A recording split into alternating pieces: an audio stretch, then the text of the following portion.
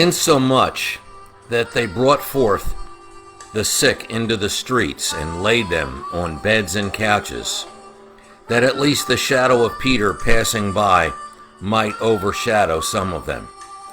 There came also a multitude out of the cities round about unto Jerusalem, bringing sick folks, and them which were vexed with unclean spirits, and they were healed every one.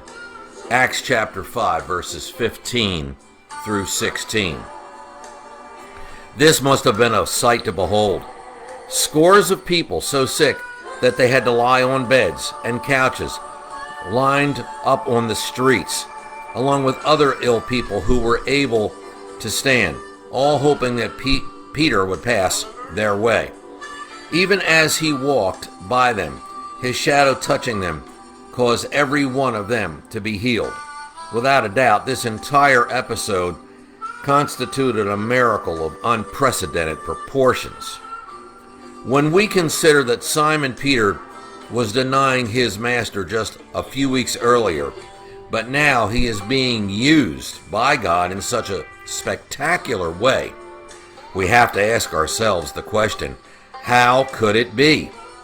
First of all, when the Lord forgives someone, they are forgiven, totally, completely, and absolutely. We must understand that there is no such thing as 50% justification, etc. One is either fully justified or not at all justified. The modern church has a problem with this. Before good graces can be gained again, if in fact they are ever gained, punishment has to be invoked. This is because the modern church little understands the cross, if at all. Much of the Protestant world, in fact, adopts the same direction as the Catholic Church, that is, demanding penance of some sort. Such a position, of course, completely abrogates the finished work of Christ. The Lord has nothing for sale. We repeat, the Lord has nothing for sale. Everything he has is a gift. Romans 6 and verse 23. But it is hard for the modern church to accept that. Irrespective of the modern church, Simon Peter was mightily used of the Lord as it regards the establishment of the early church. The type of miracles mentioned here and the way they were carried out did not continue, even though sporadic moves of God in this capacity did continue, continuing, in fact, unto this hour. The degree of miracle working power specified here was carried out by the Holy Spirit in order to establish the early church on a sound footing, which it very much helped to do.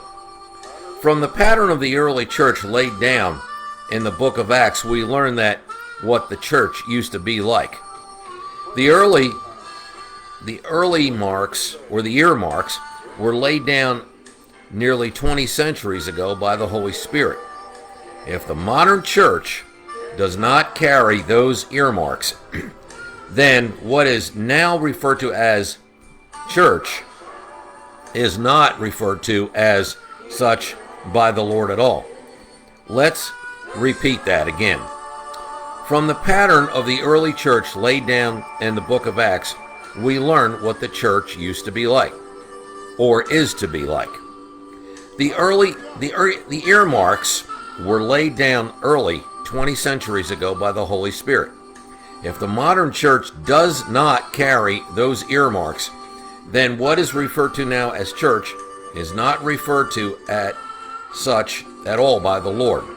This means that every church must be compared somewhat with the early church. That is, if it cares about following the pattern laid down by the Holy Spirit.